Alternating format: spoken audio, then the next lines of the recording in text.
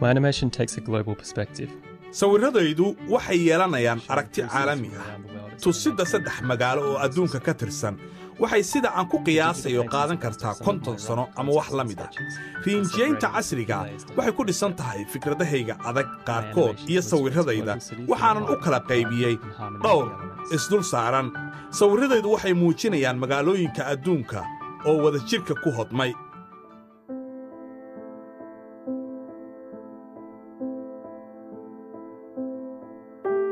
Worry generally overcomes any other emotion. walwalka ayaa inta badan ka sara mara dareen kasta oo kale markaan ka fikirayno waxa horteenna ah sababtaas awgeed ayaan u qaatay muuqaalka dhulka si uu ugu turjumo walwalka aan qabo mustaqbalka dhul qalalan oo biyo aan lahayn oo noloshu adag tahay waxay ila tahay in muuqaalkaasi ka turjumayo burbur deegaan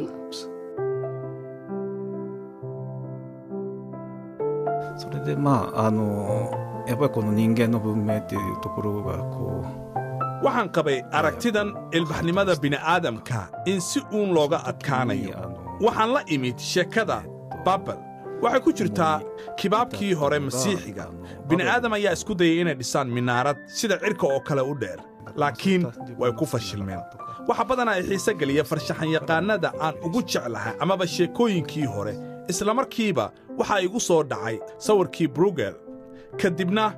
waxaan ka fakiray sababta aan uga samayn waaye nooc mustaqbalka ku saabsan waa inaan qiro in sunaamidii saamayn waarta igu yeelatay sidaa darteed waxaa dhibaato iga haysataa sidii aan ku arki lahaa wax wanaagsan oo mustaqbalka ku saabsan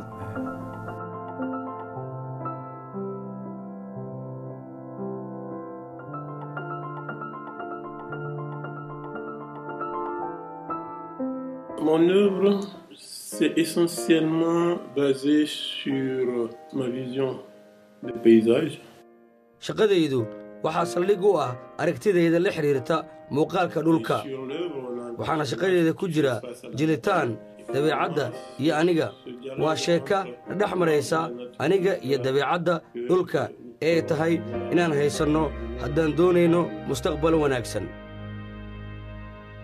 Hay muchos escenarios apocalípticos sobre el futuro. waxaa jira waxyaabo badan oo wanaagsan oo mustaqbalka dunida ah waxaan aaminsanahay farriin rajo wadata in ay jid u tahay dhisitaanka duni farxadeed waxaan muuqaalkan ku soo bandhigaynaa adduun 300 sano kadib hadda ah oo aan u ekayn in waxyaabihii ay iska beddelayaan sida maanta ay yihiin waxaan wax ka ogaanaynaa sida tiknolojiyadda dhulka iyo dhaqanka ay dunida u beddelayaan Se han desenvuelto en este mundo futurista.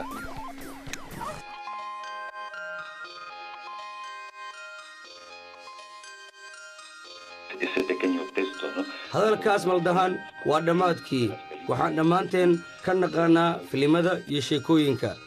aad ayaan ugu faraxsanaan lahaa haddii sawirkan uu naga caawin karo inaan ku baraarugno sida aan u beerdareynayno khayraadka aan ku nool nahay